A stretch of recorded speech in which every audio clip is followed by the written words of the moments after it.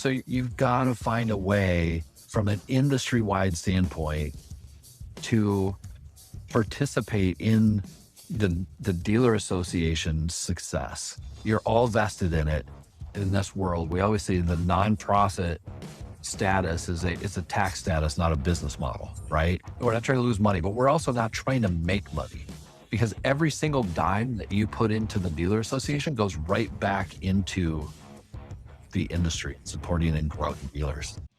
Welcome to the OneGang Worldwide podcast, your ultimate ride into the world of motorcycles. Visit cyclesworldwide.com, where we offer a completely free marketplace for everything motorcycles. Join our OneGang community, where you can connect, share info, and swap stories with riders from all over the world. Join for free at cyclesworldwide.com and be a part of the OneGang community right now. Hey, OneGang, the powersports world isn't just motorcycles. It's water, it's wind, it's families, it's dealerships trying to survive changing consumer behavior. Today, we're sitting down with the president of the Marine Retailers Association of the Americas, a man who represents thousands of boat dealers across North America. Matt Gruhn has helped grow MRAA over 275%, built Dealer Week into the premier marine dealership event, and has been a voice for dealership performance and industry evolution for more than a decade. Today, we're diving into what boat dealers are facing, what's working, what's broken, and what the future looks like. Welcome to the show, Matt. We're truly stoked to hear your journey and learn about what's happening with our water freedom selling friends. Thank you very much. Appreciate you guys having me. Definitely. Hey, thanks, Matt. Thanks for coming on, Matt. Ben and I have been excited about this show for sure. This is the first of many to come, obviously, and to get the person who's oversees this whole thing is just an absolute honor. So thank you for your time. We always start after this incredible introductions that we throw out to our guests to break the ice section. So it's 10 rapid fire questions, no right or wrong answer. Just have some fun and get to find out your little quirky side there. You let me know when you're ready. I think I'm ready. Let's do it. All right. Fishing in Montana or boating in Maine? Fishing in Montana. If you could have dinner with one person, dead or alive, who are you breaking bread with? Oh my gosh. You didn't tell me, you didn't warn me about these deep questions. Oh, gosh. You got 3 seconds. Hurry. Go. I would say a book author. I just don't know which one. I'm sorry. I don't know if that will be it. Book authors. Yeah. Go. All right. Yeah. Center console or cabin boat? Center console. Best leadership book you've ever read? Good to Great. Good to Great. All right. I want to write that down. That's you haven't read write that, that down first. I haven't read that one. No. You got to get that on your list. All right, Yeah. cool. I've got a long list that I could probably add into that, but that's Man, probably if you can text me a few, I'd be grateful for sure. this first business book I ever read. Everything sprouted from that, I think. Okay, cool. All right, next question. Paper charts or digital navigation? Digital navigation. We're so spoiled. All right. Change it. Hard conversation or avoid conflict? Most of my life, avoid conflict. I'm trying to be better at hard conversations. All right, cool. Event you're most proud of building? Dealer Week. I know, that's so awesome. Yeah. Most misunderstood thing about boat dealers? The passion and energy of small business leaders. That's cool. That's cool. Yeah, I'll just leave it at that. No, that's cool. It's like I told you, we do motorcycle mainly, right? Yeah. But we're implementing as the power sports, everything. But that's always the case, man. It's always the passion. The power sports is built on passion. Absolutely. All right. By any chance, do you ride motorcycles? I do not. Okay. So I'll leave the motorcycle part out. Give me your dream garage, car or truck, and a boat. It would be a center console fishing boat for sure. I have a Ram 2500, which is my dream truck already. Certainly would like to upgrade it, get some of the salt created rust off of the one that I have. But certainly, that would be the thing. And you said truck or boat? Truck or car and a boat. Yeah. Your dream. All right. You covered it. Hold on. Last one. Are you being political with that and not naming an actual center console? I'm not being political. Okay. What is it then? He's the president, man. He can't hurt anybody. There's probably some restrictions there a little bit, but I would suggest that. So I'm a Minnesota guy. We don't have a lot of center consoles here in Minnesota at the moment. I think it's becoming more and more popular, but I aspire to be like a saltwater fishing guy, center console. I just haven't done enough research, and there's not enough options around here to really explore. When you're ready, call me. Okay. All right, we'll do. We'll do. All right. So last one. Your playlist is stuck on one band or artist. Who are you hoping it is? Oh, wow. So I'm actually a really obnoxiously large Tool fan. Not a lot of people know that about me. That's not music you can really share in social environments. It's great, man. But yeah, I think that would be the one if I had to get stuck with something. But I'm pretty diverse. Have you ever seen them live?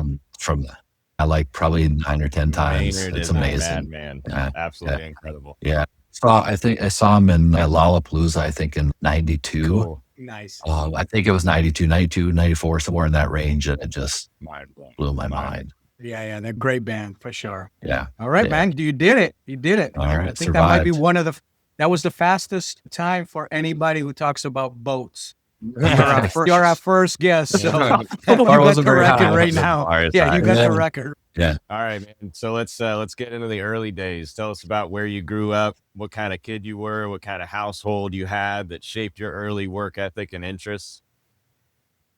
Yeah. So I grew up in Mason City, Iowa, north central Iowa, brother and a sister, and good friends that lived next door, and just had a great childhood. We spent a lot of time camping. My dad always owned an RV, and at times there were 2 RVs. And he used to say, and it just continues to stick with me to this day, that we used to go camping literally less than a mile from our house because he wanted to, quote unquote, get away from the phone. I wish we could do that today. Serious. But that passion for the outdoors, and at that same park where we would camp, there was a river, and my friends and my brother and I would always ride our bikes down there and fish, and that's how we would spend our days. And that kind of just was my entrance to the outdoors. And you get to the campgrounds, and you would just disappear with your friends and your siblings, and come back on Sunday when it was time to go home, basically. And it was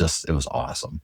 That's really kind of how it all. That's a great way to grow up, man. Yeah, for sure. My best friend's dad had a boat that we would be out on all the time when we would camp, and it was a great childhood that way. You grew. Sorry. Was it just like a little John boat or something? What was it? Yeah, it was that. I remember it was an Alumacraft, and he loved his Alumacraft, and so it was a little bigger than just a John boat. It was a deeper V fishing boat. And most of the time it was on like Clear Lake, Iowa, where we would be at. And it was fun. And you're Minnesota born and bred, right? Iowa, actually. I grew up in Iowa. And after college, I went to the University of Northern Iowa. And after college, I bounced out to the East Coast for a little bit, moved back to the Midwest, and I landed in Minneapolis in 97. So I've been here for 30 years or whatever that is. Yeah. Years. So when you look back, was there an early influence, let's say from a teacher, parent, mentor that kind of pushed you towards writing, leadership world? I don't really know. In college, I would have to fast forward to college. I don't know if we're ready to jump that far forward yet. But in college, I thought, what do I want to do with my life? I love sports, so I want to be around sports. So I thought I'd go into sports medicine. And of course, you get a D in biology and an S in chemistry, and this, maybe I'm not cut out for this. And then I went into, I was like, maybe business is a better option for me. I was in junior college at the time. And so I jumped over into business, and it was the same thing. I got a D in econ. The only reason I passed accounting was because they gave us 200 questions and said 100 of these will be on the final. And so you just literally memorized it. And so I passed the final and just wasn't cut out for it. And in the meantime, I had a professor who was like, what are you doing? Why are you in business? Why are you trying science? You're a writer and you should embrace that. And I said, what am I going to do with my life if I'm a writer? I don't want to be an English major. I don't want to be a teacher. And so I don't know, I embraced it a little bit, and it became a passion, and I just fell in love with it and started down that path. And when I moved on to, after junior college, I went to the University of Northern Iowa, and I got into writing more and more on the newspaper. I became the editor of the sports section at the college newspaper. and just, I fell in love with it more and more all the time. Yeah. So coming out of college, I was like, man, if I could ever write for a magazine, that would be like, that's where I really want to be. That segues perfect into the next question. So I want to interrupt because you can continue your train of thought. You broke into journalism in the late 90s, I believe. And so you're talking about that right now. How did you find yourself in boating media? Take us through that journey. I worked for a small college out in Virginia doing what's called sports, and it's basically PR for athletic departments. Which college? And I was Norfolk State College, small college in Norfolk, Virginia. And I didn't really love being away from the Midwest, so I moved back. And when I moved back, I landed in Milwaukee, and I got a job at a company that published community newspapers. So I wrote for sports and then eventually into city governance and that sort of thing for a group of suburban newspapers, and didn't find a lot of great job opportunities that would be like career defining type thing. Made the decision to try to move over to Minneapolis, St. Paul, the Twin Cities here in Minnesota. And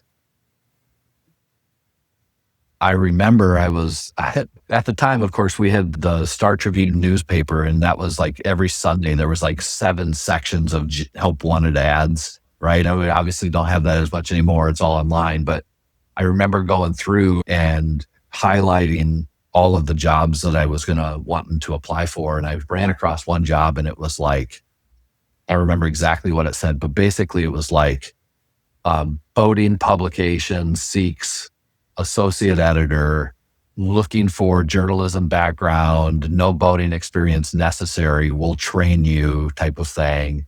And I'm like, oh my God, that is the job. Yeah. That's the one I want. So I had highlighted like 20 different jobs that I was going to apply for. I applied for one, and I ended up getting it. And I had the very fortunate opportunity to become the associate editor for the magazine was known as Watercraft World magazine. It was a personal watercraft magazine. So that was my foray into the powersports world. And my job was test ride personal watercraft and write articles about it. And I'm like, 23 years old, how does it get better than this? Am I at the pinnacle of my career? And so those were fun stories to tell at class reunions and all that sort of thing, of course. But yeah, it came with the opportunity to write and develop my writing, to understand more about the publishing business, to learn the consumer side of industries, right? How you're speaking to consumers about the product knowledge and the understanding of the value and in different products and that sort of thing. And we also had so we had 3 magazines in our watercraft group. It was Watercraft World, which was a subscriber-based magazine. We had PWC magazine, which was, they call them controlled circulation. So we had lists of everybody that owned personal watercraft, and we just mailed them a copy for free, and they didn't have to subscribe or pay. And so the huge circulation on that. And then we had a small trade magazine called Watercraft Business. And so I wrote for all 3, but the difference between the consumer side and the trade side was fascinating to me. I could ramble on about this for a long time, but you guys cut me off when you're ready. But ultimately, the publishing company said, hey, we have this ATV business, we have this watercraft business, we have the snowmobile business. Why don't we do away with all of these and create one magazine called Powersports Business? And that's so I was on that team that helped create the Powersports Business magazine that you all know today, that's still published. Yeah. And great magazine. Yeah. And so can I ask you a quick question? For sure. Because I know you're getting into a lot of these things. So I just want to ask, as an editor covering dealers, what patterns, when you started switching on to that part, what patterns were you seeing that most people in the industry weren't paying attention to at that time? Because that was back, 90s? Yeah, 97 was when I started there. And 98, we launched Powersports Business. And yeah. What were you seeing when you first got into that dealer side of things that most people in the industry weren't paying attention to? That's a great question. I might reframe it a little bit in the way that I answer that, simply because the longer term of that, our parent company bought Boating Industry Magazine at the time. It was 2003, I believe. And they came to me and they said, hey, are the only editor on our staff that owns a boat. And it might make sense for you to move and take over and be the editor of this new magazine. And I said, what is it? And they said, it's a trade magazine. And I was pretty naive. I was loving life and writing about watercraft and all that sort of thing. And I said, what's the difference between a trade magazine and a consumer magazine? And they said, this is a business. This is about the business of boating. And I said, do you realize that I dropped out of business school and because I just didn't get it? Are you sure you want to offer this to me? And so my transition was more about, okay, this is a challenge. This is a huge challenge for me. This is something that I'm going to have to learn. And so I just invested in learning it. And so your question at the outset of what's your business or what book, I can't remember the exact question, but good to great. I literally was going on a vacation out to Montana and we were at Target or something before we left. And I was like, oh, I should see if I could find a business book to learn what this is all about if I'm going to do this. And I bought Good to Great.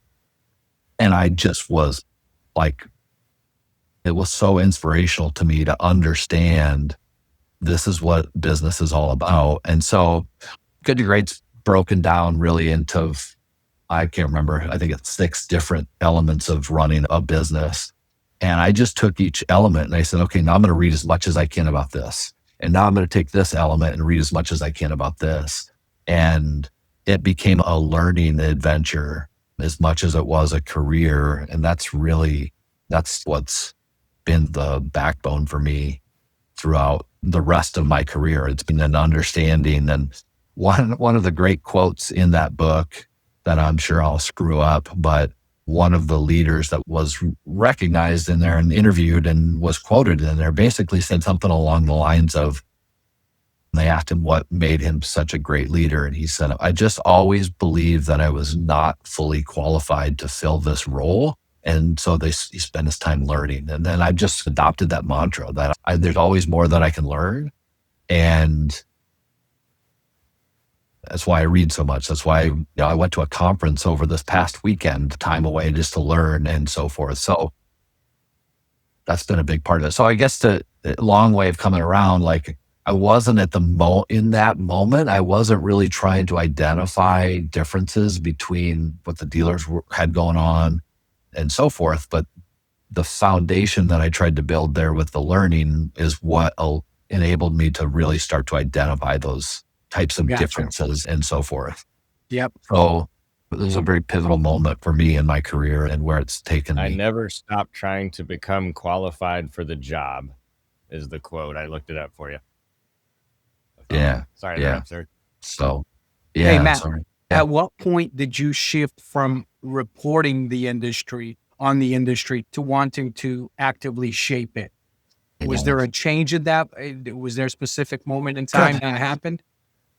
Yeah. So my passion for this industry developed really around 2004, 2005, after I was firmly in that seat. And I'll tell you this little story because I think it's a great story. But we had a publisher come in to Boating Industry Magazine at the time. And with her, she brought this concept for an awards program that she felt could not only grow our brand as Boating Industry Magazine, but could significantly impact the trajectory and the success of our industry. And she came in and she said, I can bring this and I can bring this formula and this template, but I'm going to need a partner in marinizing it and making it about the marine industry. We ventured out on that together with a team of other individuals, great contributors to it, great friends and partners who I have to this day, on creating what eventually became the Top 100 Dealers program. And Boating Industry still runs the program today than it was back then, but they still run it. And ultimately what it was we went out to the industry and we said, listen, there's 20% of the dealers doing 80% of the business, and they're doing these things with best practices and strategies that are leading the way for our entire industry. And we want to go capture those concepts, ideas, insights, best practices, strategies, whatever it might be, and share them with the industry and recognize those businesses as leading businesses. And so when we went out, these dealers started to apply for this top 100 program. And I'm not kidding when I tell you some of the dealers, when their applications came in, were 5 3-ring binders, the thick 3-ring binders of this is how I run my business. I don't think it's fair to say I've read every single one of them, but having read nearly every single one of those over 2005 through when I left in 2011, you learn so much about what it takes to be successful in retail dealerships that every application was like a college manual on how to run a dealership. And you start to identify what works and why one dealer is excelling and one is not. And it helped me understand the dynamics that we needed to be talking about at that time in a publishing format. We did it in print publishing. We did it online, of course, as well. But we also started to do it by going to, at the time, I was at Boating Industry. I went to the MRAA, I went to the Retailers Association, and I said, along with my publisher, we said, hey, listen, we have all this content. We have an amazing amount of content that we can share with your members, and we'd love to do that at your conference. And so the first year we did it. And the second year, we're like, wow, we could do a whole track of content for you. We've got so much to share. And I think MRAA at the time felt a little threatened by that. They're like, hey, well, slow down. This is our event, this event. And so we figured out a path by which at the time Boating Industry could help support the MRAA's annual conference. And the connection and demonstration of impact for you, I think, is very simple. In 2006, there were 97 total people that attended the MRAA's annual conference. That was the first year that we started to provide content on best practices and strategies. So 96, 97 total people, whatever it was, and again, that's not dealers. That's dealers and exhibitors and other industry people. You're talking about total turnout. Yeah. Wow. Yeah. At an annual conference. Wow. In 2007, there was 198. Right. In 2008, there was 430. Right. In 2009, it was 740. In 2010, it was 960. Wow. So you can see, and you guys have been around long enough, you know what was going on in 08, 09. Yeah. It was a devastating recession. We lost 35% of the boat dealers literally overnight during that time frame. And yet we doubled the attendance of this event every single year because we knew how to speak to them about the impact we could have on their business. Yeah. We knew the best practices and the strategies that could help them survive and thrive in a down market. And talk about an incredible lesson for understanding those business dynamics and being able to help them stabilize their business and even grow their business in an otherwise horrible economic environment. Yeah. Changing that approach to education and providing value, it's a no-brainer. So when you stepped into the MRAA leadership side in 2011, what was the condition of the organization at that moment? And then we want to hear a little bit about, your first strategic moves to get some traction. The association was struggling at the time. The membership was like around 125 dealers. Okay. And if you understand that we had 19 board members, we had some 20 groups who required their members to be members of MRAA. And when you boiled it down and you looked at who was actually joining, not because they had to, but because they wanted to be a part of it, it had to be in the low, 20, 30, 40, maybe 50. Yeah. It wasn't the picture that I understood walking into the role. And I remember very distinctly talking to my wife when I said, I'm doing this, but in order for this to work, I got to go all in, right? I got to dedicate everything I got to make this thing go and turn it around. And I had manufacturers literally who said, what were you thinking going to work for MRAA? And my answer was, I didn't feel like the association at the time was having the impact that it could have, pure and simple.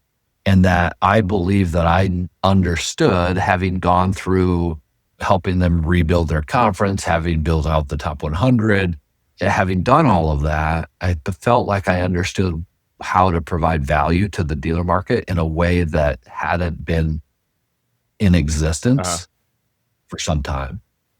And that was the motivation, right? I mean, I felt like we could have an impact. Yeah. And at the end of the day, when you're a nonprofit trade association, impact is the currency, period. Absolutely. That's what it's all about. Yeah. I don't intend any of that to reflect negatively on my predecessor or anybody that came before me, because they were working hard to do the things that they felt were important for the association.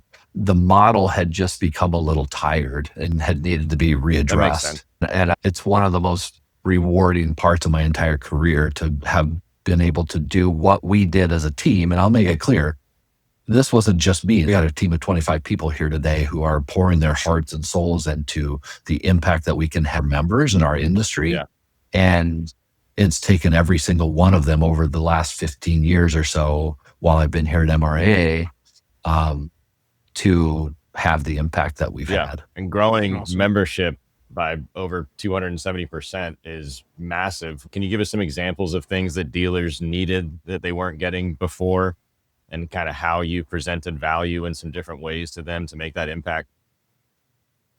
Yeah, I think some of that is we had a complicated membership structure when I came on board that I changed almost immediately, and for the better or the worse. At the time, the membership model was based on your revenue. So you report your revenue and then we charge you accordingly.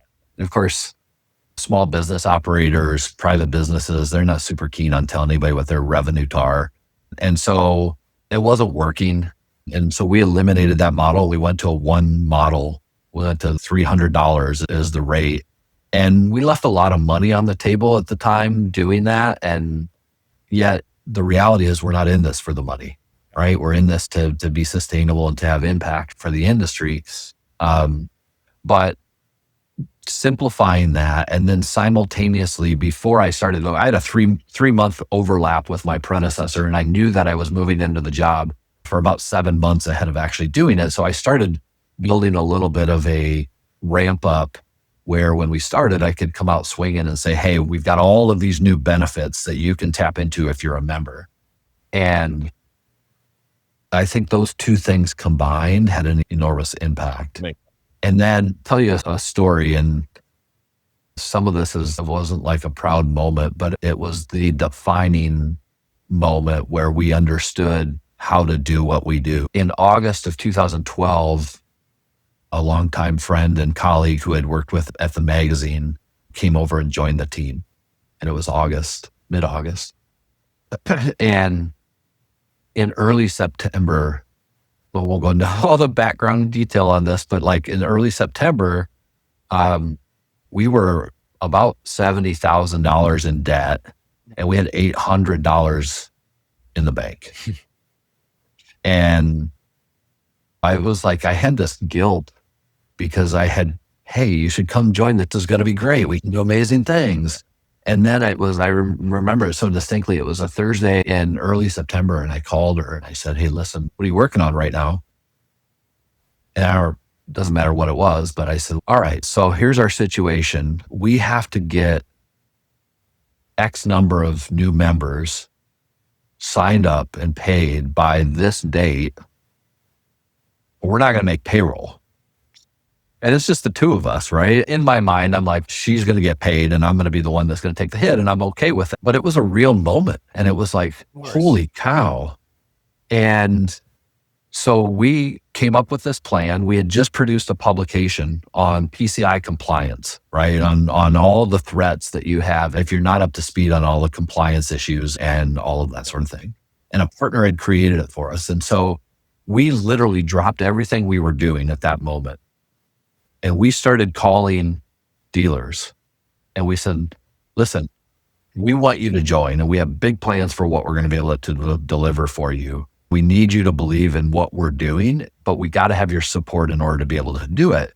And so if you join today, we will send you a free copy of this publication. if you follow this through, this could save you literally hundreds of thousands of dollars in fines if you follow what this publication tells Great you. pitch. Between that day and the end of the month, we brought in 52 new members. Wow. We made payroll and never looked back, never had another financial issue or anything like that. And so it was like, okay, that's the definition of impact. Yeah. When we can put it out there that this is the value we can deliver to you and we need you to come on board and believe in this. And they just started doing it.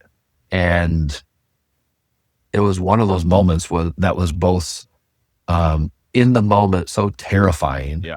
Because it's like, how do you go back to your wife now and go, hey, I threw everything I had at this and it was broke. Right. And I might not get paid. And yet at the same time, in hindsight, so gratifying and so rewarding to be able to see what we were able to actually do with that, with facing down that moment. Your bike turns heads. Your gear should too. Milwaukee Motorcycle Clothing Company has classic leathers and bold new designs you won't find anywhere else. Shop top brands plus exclusive MMCC originals. Right now, our listeners get 20% off their entire order with promo code CW20. Visit MilwaukeeMotorcycleClothing.com today. It's amazing stories of trials and tribulations, right? Where you're thinking like, this is never, but you don't give up. You guys picked up the phones and started making calls, man. That's the way to do it. I want to flip a little bit to Dealer Week. Sure. How did Dealer Week evolve into now, which is industry's premier event? And it all happened under your leadership. Can you take us a little bit through that? Yeah. So we evolved, going back, we evolved the MRAA annual convention, which is what it's called at the time, into what we call the Marine Dealer Conference and Expo. And we ran that event for a number of years as MRAA's annual conference, but with boating industry still helping to support it and being a bit of a marketing arm and that sort of thing. And as those things go, nonprofits and for-profits just have different goals and priorities, right? And so we came along at a point and understood that we needed to evolve that program back into our nonprofit model and our focus on impact and industry success. And so we began thinking about this and how we evolved the annual conference into something new and different and exciting. And we were very intentional about everything. And to this day, we remain very intentional about everything. And so one example of that is we spent a lot of time as a team coming up with, what should we call this? Mm-hmm. Do we want to just go back and call it the MRA annual convention? Do we want to give it some grand, philosophical, aspirational name, trendy? And at the end of the day, we said, what is it? It's a week for dealers so why don't we just call it Deal Week? Why don't we call it what it is? And it seems so bland in that way, but that was the intent. We wanted to be super clear that this is about the dealer. We're about making the dealer better and helping the dealer be successful.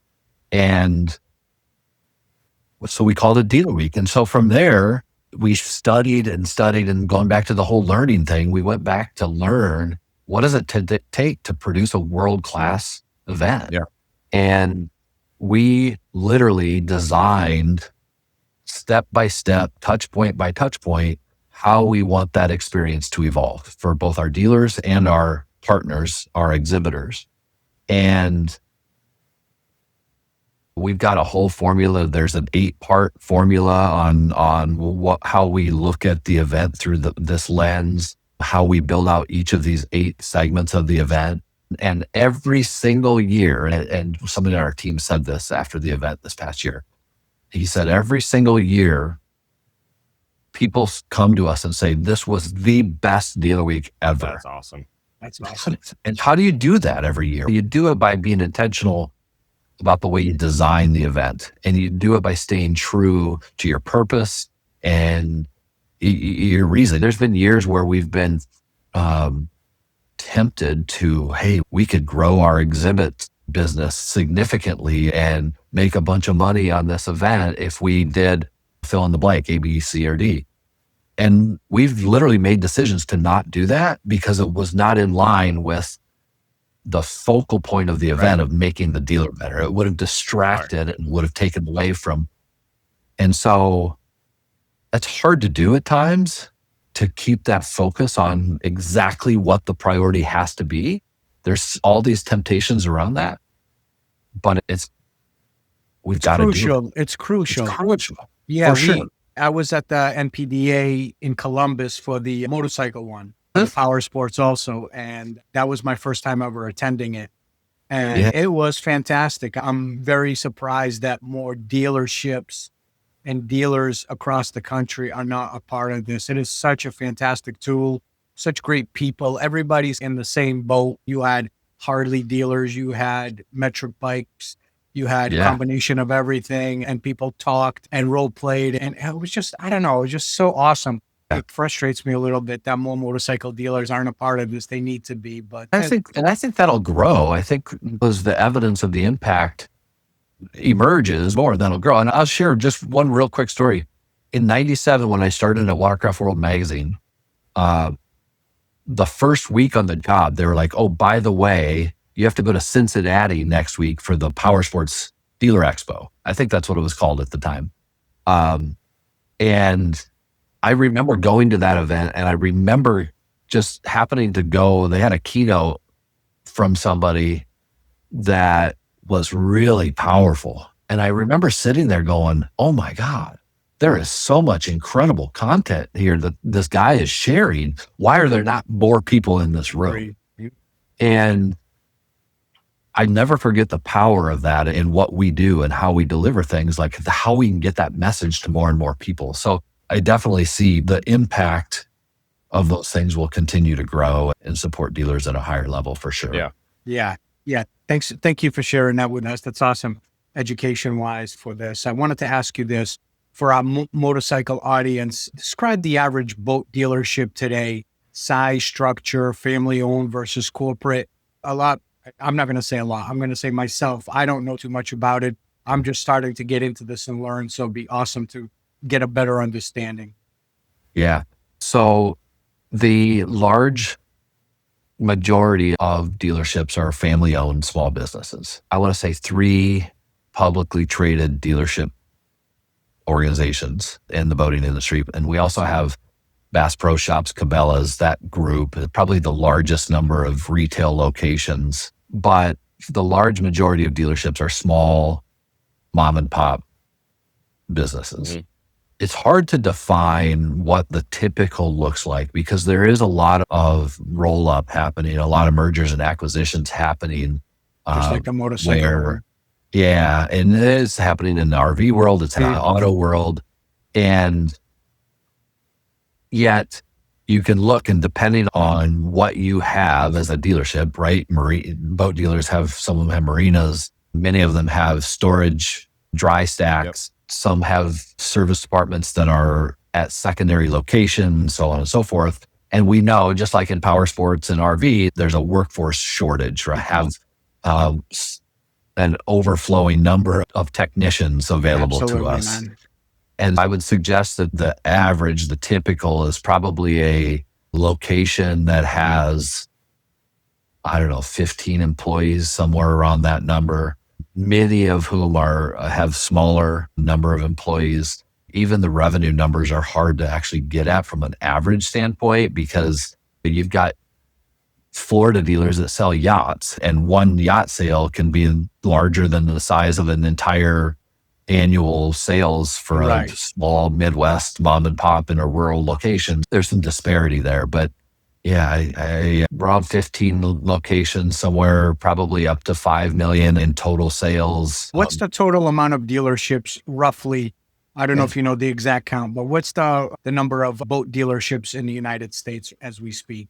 Yeah, we'd actually track that fairly closely. We've got about 35 to 3,600 dealership locations.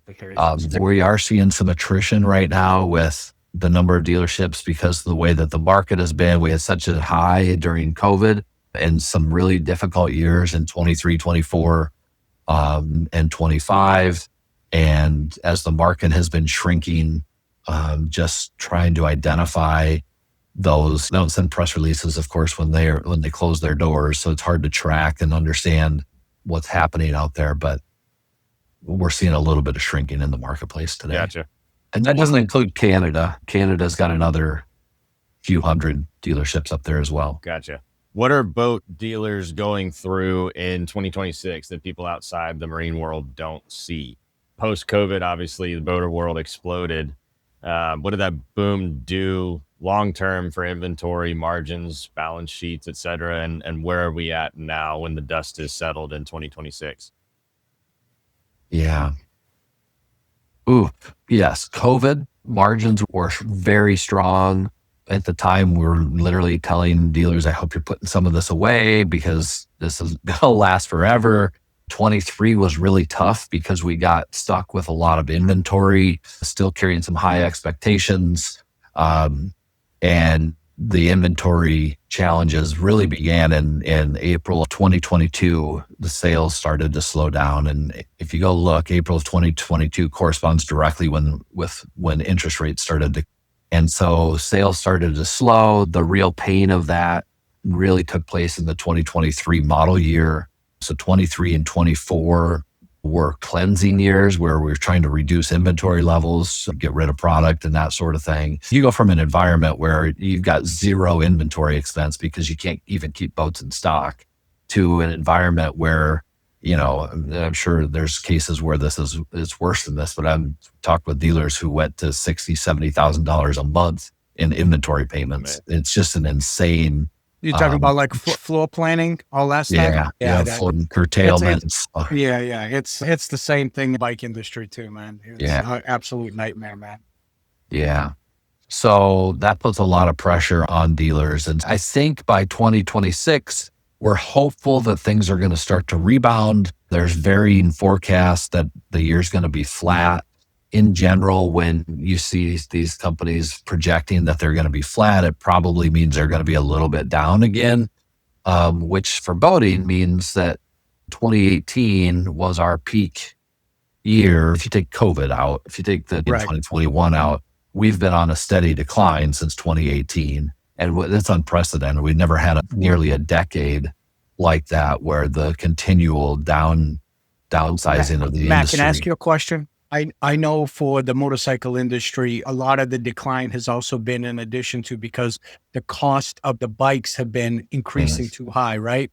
So in the motorcycle world, the smallest CC bikes, beginner bikes, they sell relatively solid across the board because they, let's say, $6,000 to $10,000 right around there, where most people can swing it, get a small loan, whatever the case may be.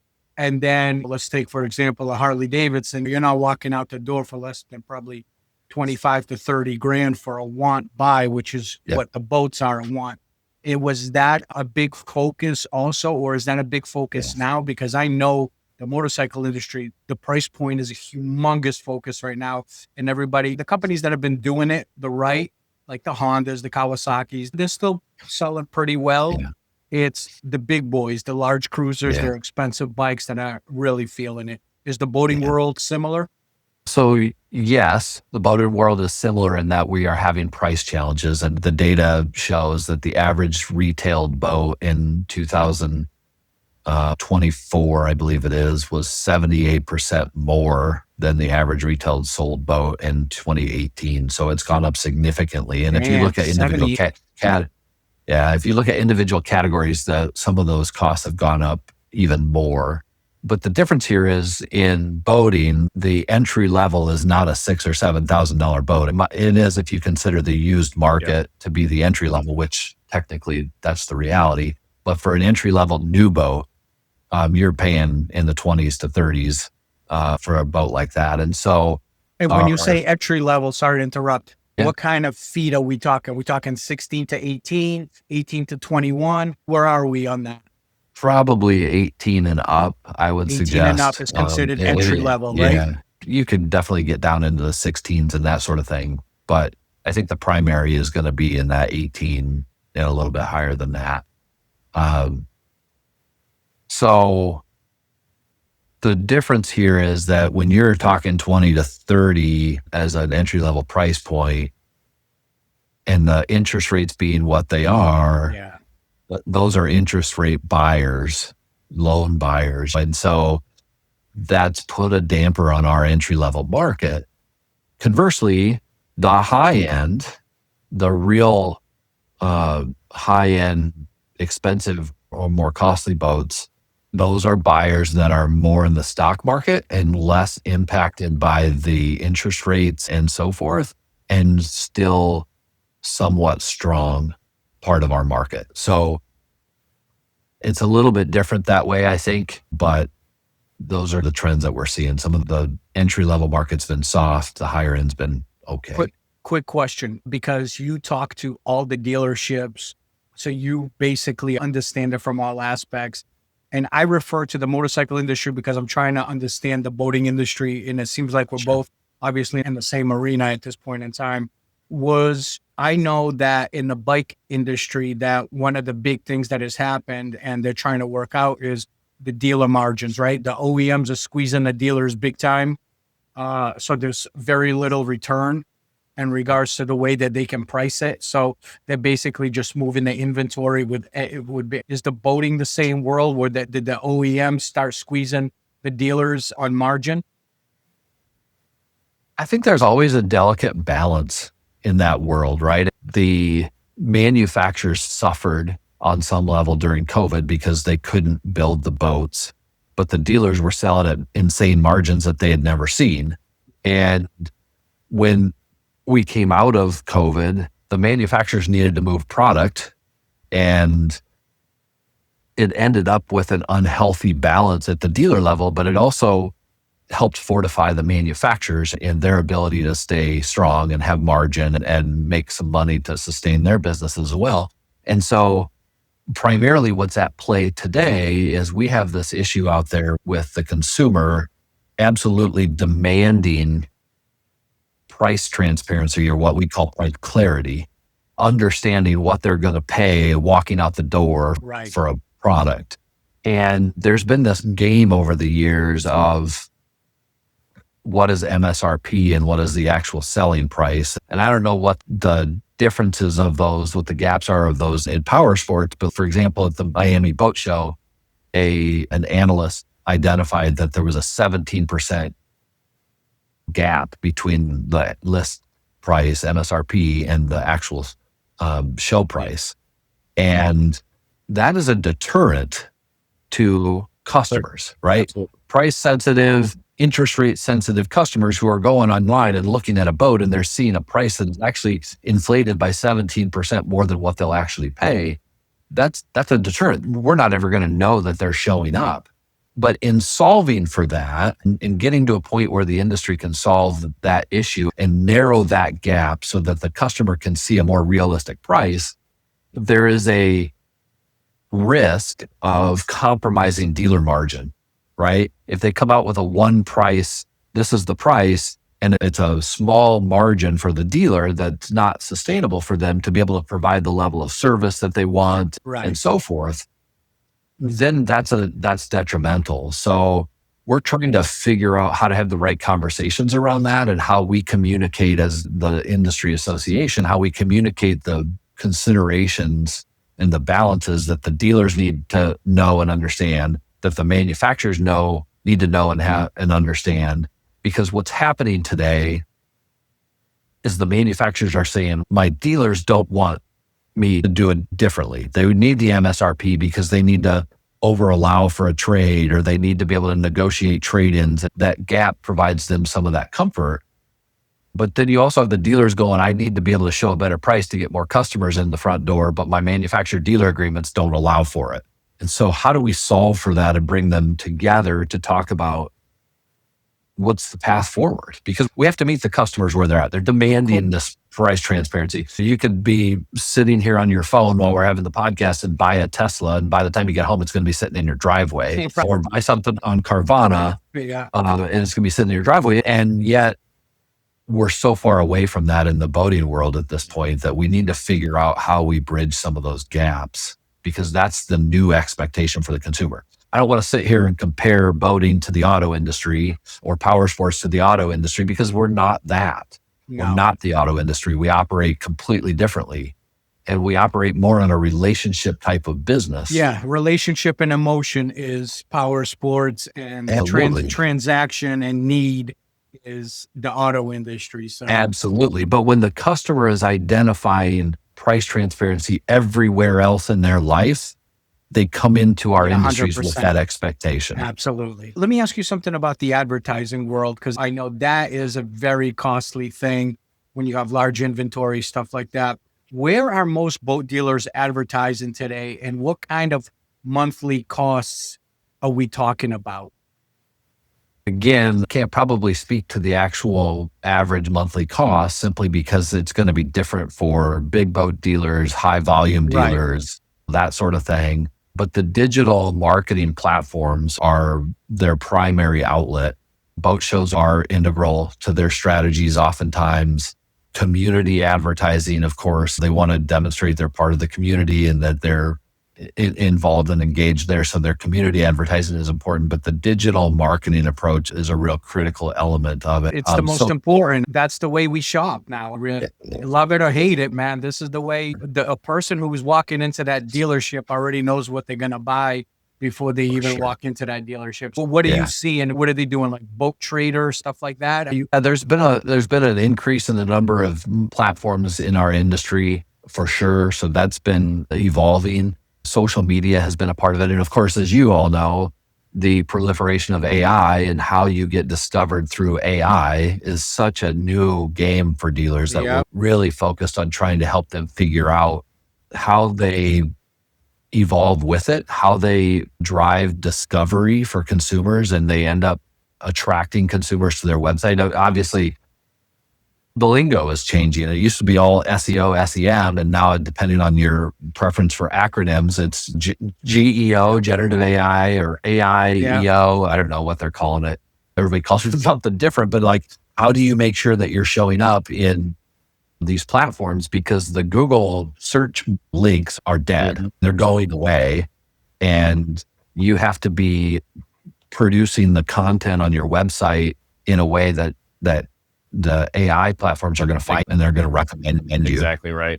And that's a whole different ballgame. It's changed so much. And for a peek behind the curtain in the marketing world, it's really funny. Last year, Google had all of these, they release new standards and rules, guidelines on a quarterly, sometimes more frequent basis. And they were out of the gate very anti-AI. If your content, we can detect that you used content for your AI, it will suffer.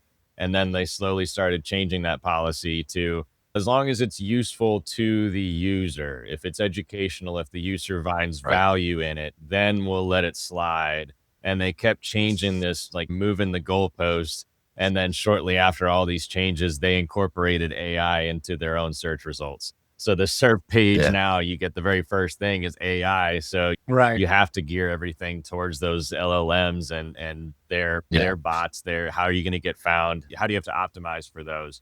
So with Cycles Worldwide, our vision is we're getting there. It's like we're in the snowball effect right now, and we're getting more and more traffic, and we're getting traction.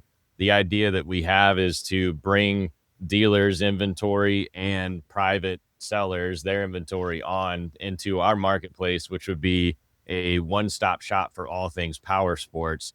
And one of the biggest motivating factors behind this, and Serge has been in the industry long enough that we're not in it for the money. You know, it's like the dumbest thing to approach this industry, being in it for the money.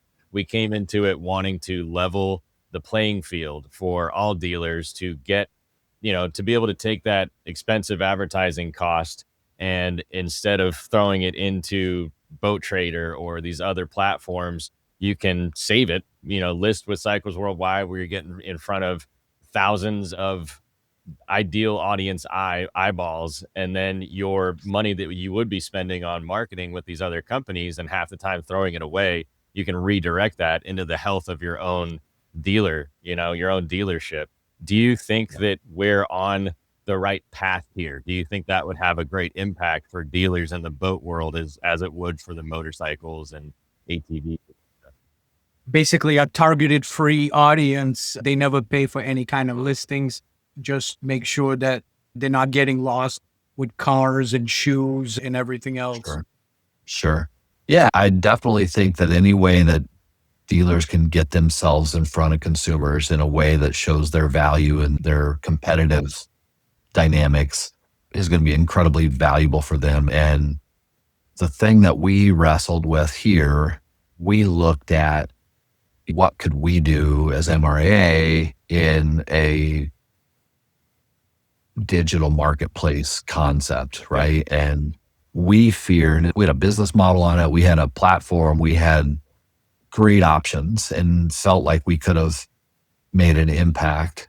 But at the same time, what our board balanced was, are we diluting the platforms that have the eyeballs? Right. And is that going to long-term negatively impact the dealer, or is it going to help the dealer? And so we wanted to balance all of that because, again, obviously our mission is all about how do we help the dealer do better and sell more product and so forth. And so it's a tough balance in finding that. And particularly for us as a nonprofit, we could have done it really inexpensively and gave dealers a very cost-effective platform. We just then wouldn't have been able to take the funds that were so minimal in the first place and really blow it up to drive the eyeballs to come to that site, you know? Right. I don't know, lots of stuff to balance with all of that, but I definitely think any way that we can help dealers do a better job of getting their product in front of potential buyers is beneficial. That's awesome. Very cool. That's awesome. Yeah. All right. So you launched the Dealership of the Future initiative. What were the biggest structural changes dealers must make to survive the next decade? What, do we have another hour here or what do we got a lot to talk about that. I'll summarize it the best I can. So we've talked about the changing consumer. The ways that they shop and decide and buy today are completely different, even than they were coming out of the COVID moment. The technological landscape is shifting so incredibly fast right now that nobody can keep up with it. Like the AI companies don't even seem like they're keeping up with it. Somebody will announce something one day and the next day somebody will announce something new and different. And it's just moving so fast. In a world where, I don't know, I assume it's the same on the powersports side. In general, most dealers were behind the times already with their dealer management systems, with their customer relation management systems, with their digital marketing systems. They're already behind from a technological standpoint. And now you throw AI at them and it evolves literally by the minute. Right. And how do you keep up with that? And so at the same time, the retail experiences, there's so much talk about experiential retail. And I spent some time in January at the National Retail Federations. They call it their big show. It's their annual conference for the entire retail industry. And talking about what those experiences look like and how these different players are creating experiences for their buyers and shoppers and customers and so forth.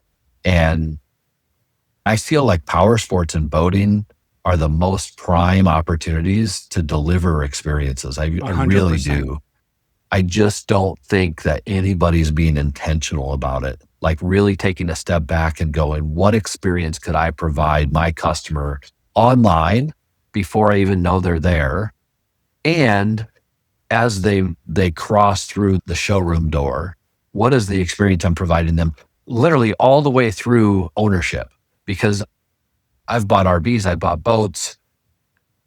Let's be honest, you are absolutely abandoned once you drive off the parking lot. 100%. Abandoned. 100%. There is no interest whatsoever that, by and large, in helping you ensure that your experience is valuable, worthwhile, rewarding, and makes you want to go back to that dealer.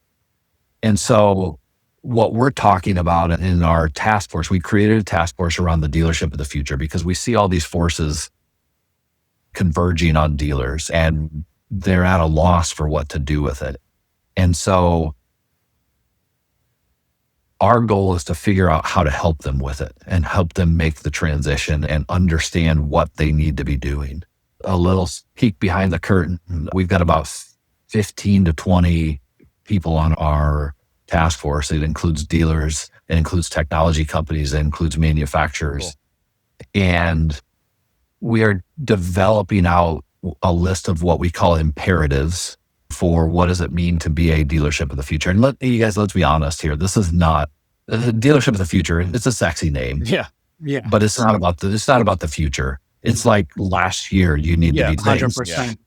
It's about the now. So we can attract some eyeballs with this dealership of the future approach, but we're trying to define, what does it mean? What does it mean to be fully operational with technology? And how do you get there? What's the roadmap that we can give them to get there? What does it mean to deliver experiences? And how do you get there? How do we define that? Yeah, Matt, that's incredible to hear, because that's what we're obviously coming from the motorcycle side. We've had numerous guests from different PSX Ascend and DX1 and Lightspeed and Impel and all these companies, technology AI companies now that are trying to help make that consumer experience beautiful and easy. So when they get to the dealership, the people can actually take care of them and not have to deal with all that stuff after. And that's what we're seeing too. And it always goes back to the basics, man. If you run your business transactional, you will get transactional service. If you run your business more on a personal level, old school, that mom and pop mentality, that's where you can, that separates you from most people are used to shitty customer service, right? Anywhere you go, you're basically expecting shitty service, shitty phone call, shitty cut. Anybody you talk to on the phone for to fix anything or help you out with anything, you're expecting the worst of the worst. And that's what we've been trained. So the ones that stand out definitely do a great job at it. I wanted to ask you a question of this. What mistakes should the power sports world avoid that you already seen playing out? Because it seems like hearing the boating world we are in the same exact bowl, right? Power sports in general is in the same size bowl. What are you seeing that these power sport dealers must avoid, because it's not helping? I'm gonna go a little bit of a different angle here and talk for the industry itself. Okay. And because I think the view on this has to be a little bit higher. So we have the NPDA, National Power Sports Dealers Association. Our team here at MRAA helped to stand that up and get it going. Okay. As an industry, power sports needs to find a way for the NPDA and the MIC to collaborate and to work together. That has been such a defining element of what we've done here at MRAA in the way that we work with our manufacturer partners, the way that we work with the National Marine Manufacturers Association. And that we could not do what we're doing to have the impact that we're having without our partnership with the manufacturers. The power sports industry needs a healthy dealer market. 100%. You need healthy dealers to deliver for the customers that want to be a part of the power sports lifestyle, whether it's ATVs, side-by-sides, motorcycles, whatever. And so the way that you get there is by supporting the dealers through your association. And the association is the most capable of delivering that value for the broader spectrum. It's not about a brand. It's not about a type of manufacturer. It's not about the different segments. It's about the lifestyle. It's about the consumer. And everybody wants the consumer to win. And the best way to do that is to have an entity that can make the dealers better. And that's what NPDA stands for. That's what they represent. That's their founding documents specify that. And so if you're a dealer, look, we get too transactional at times in thinking about, do I want to be a member of the association? It is not about the membership. It is about investing in an organization that invests everything that they have back into your business, your livelihood, and protecting and advancing your entire industry. There is no membership due level that is bad for that. Invest, 100%. participate, become a member, join, go to the conference, participate in their education. They're only doing it because of their entire existence is about helping you get better and achieve more in your business. If you're a manufacturer or supplier of any kind, supporting that dealer association is so critically important to the success of your entire industry. Because if the dealer market doesn't have a place to turn to for growing and strengthening their foundation and doing a better job of taking their customer, everybody loses. Yep. So you've got to find a way from an industry-wide standpoint to participate in the dealer association's success. You're all vested in it in this world. We always say the nonprofit status is a tax status, not a business model. We're not trying to lose money, but we're also not trying to make money, because every single dime that you put into the dealer association goes right back into industry and supporting and growing dealers. It's simple. I love the passion, man. I can see it in you. I feel the same exact way. That's so awesome. If a young entrepreneur wanted to enter the marine retail today, what type of advice would you give them? So obviously, again, the passion and the bias is And get involved. when I'm asking this question, I'm talking about somebody that's going to walk into the industry, work at a dealership, or I'm talking that world. Yeah. I think the first step is always find your association and get involved with your association. We have a young leaders advisory council. We've got a young professionals kind of group and networking element that gives you opportunities to meet others at dealer meetings or at conferences, or connect with them online somewhere, LinkedIn or otherwise. But at the end of the day, you said it earlier, we are working in a want-based industry. Nobody needs a boat. For the most part, nobody needs a powersports product. These are want-based industries that are filled with passion and a love for the outdoors, and endorse that and become a conduit to that and foster that lifestyle for people. Live the lifestyle for yourselves, but never forget that when new people are coming in, they don't know what we know. I've been boating since I was a kid. People don't know how to navigate around a dock. They don't know how to, when it's windy and they're trying to put the boat on the trailer, they have no idea this. Most of them don't know how to back the trailer into the water, right? We have to be resources for them to help drive the usage of the product after this and the continuity that they have with our industries, that they keep coming back to our businesses, to our products, to our services, and they remain in the lifestyle. And that's our job, right? Is to get people in and keep them in this lifestyle, because we are passionate about it. We love it. And we know that it has so much to offer for others. We just have to find a way to welcome them in and keep them in. Yeah.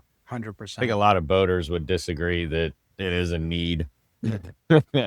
Yeah, I would actually disagree with motorcyclists, myself. boaters, ATV guys. I would say it's a need. So Matt, 10 years from now, 10 plus years from now, what do you hope you and your team's legacy is from MRAA?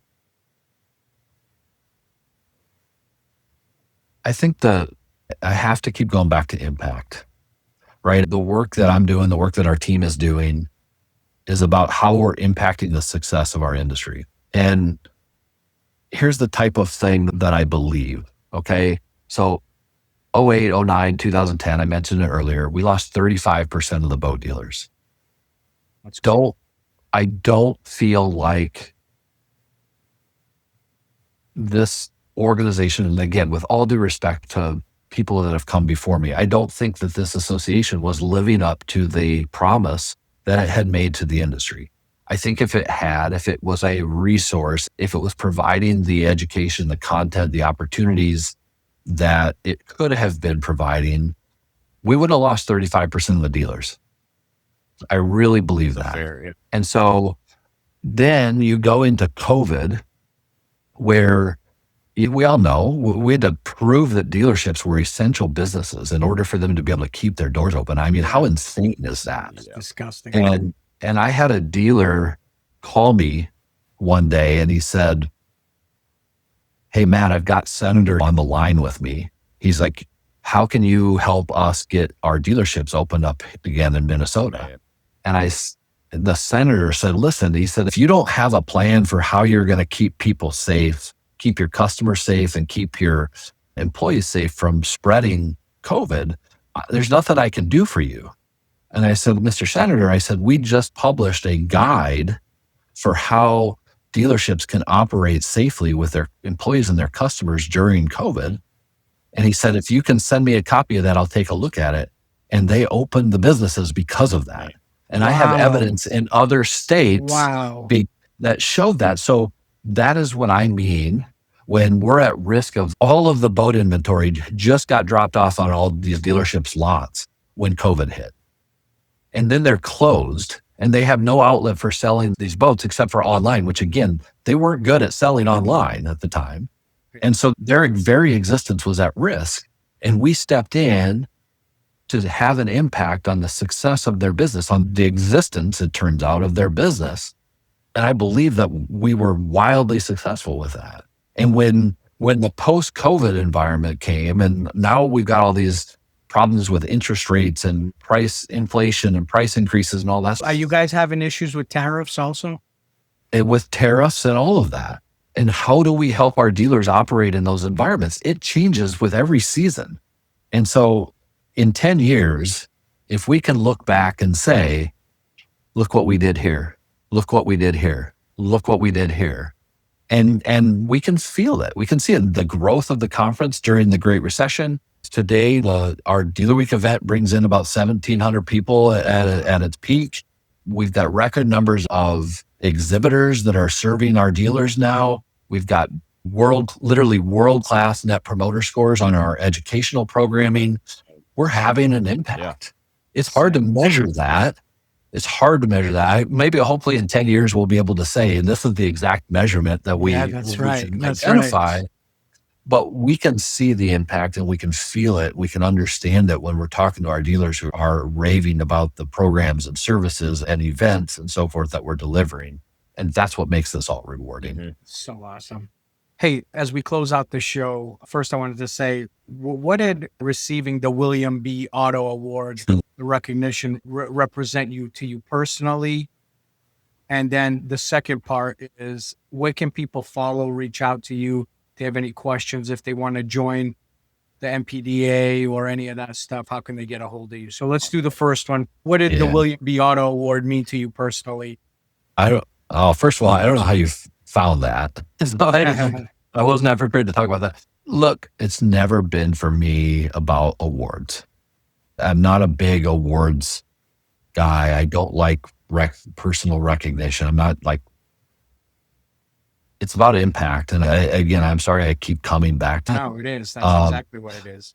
But what's special about that award is, number one, I know Mr. Otto personally, and I know what he's contributed to our industry and to the lending industry in particular. And so it's got a personal connection that way. And the award itself recognizes leadership impact. And so it means a lot. It really means a lot to me. I wish I would have been better prepared to receive that award, because there's so much I would have wanted to say. And I was so caught off guard and surprised by it that I'm still trying to piece together back of what I said as I received it. But the recognition means a lot. And I'm so grateful for the Lenders Association, because they put faith and trust in me long ago. And they value, and for some reason, they keep inviting me to come back and speak at their event. And I'm so grateful for that, because I think that our sector of the dealers and their sector of the lending side are so intricately woven that their recognition of that impact, it means a lot. That's awesome. Yeah. That's awesome. Hey, listen, thank you for recognizing that. I appreciate that. This is the first time outside of a brief conversation that we've had a chance to meet. And I see your passion when you talk as a leader. If you don't have that, like, we've had people on the show, we've had amazing people on the show from all over, and we've talked to so many people throughout these last two plus years. You can see the leaders and not the leaders. And that's a well-received award. Where can people reach out to you and touch base and find out more? Where are you most active? Yeah. LinkedIn is probably where I'm most active, although I'm always wishing I was a little bit more active. You can email me, simple Matt, 2 T's at MRAA.com. Happy to connect on these conversations. Highly encourage you to get involved with NPDA, support them, help them grow into the association that they're aspiring to be. They're still in startup mode and need the support. They're doing a great job over there. They have some really passionate leaders. I'm connected with them. If I can help them, I'm more than happy to do it. But I think that would be where I'd deviate with all that. You got it. We're going to add all that to the show notes of the podcast, so that way people can just click and get a hold of you. But sincerity, man, this has been an absolute education. We could have you on for another 2-3 hours, man. We have to keep the questions to an hour plus show because most people don't make it past an hour. So which is sad, but we have a million more things. So what we'll do is we'll make sure that we get you back on. Let's see how 2026 kicks ass. Hopefully power sports industry surprises itself and has better numbers than they're expecting as far as not being flat, but rising. That's what we're praying for. So hopefully everything keeps going. Thank you for your time, man. We are humongous fans. You're an awesome dude. And we wish our power sport boaters people that we love, the motorcycle people, we love the boaters also, and hope everything rises. Support your local dealers, guys. They're the bread and butter of this industry, man. And they're no different than you guys. They're going to put food on the table. They got to send their kids to dance recitals and football practice. Support the small businesses also. Yeah, for sure. Love that. Thank you guys so much for having me. I really appreciate it. Love talking with you guys. So thank you very much. Matt, we really appreciate it. Look forward to the next one. Take care, brother. Hell yeah. Absolutely.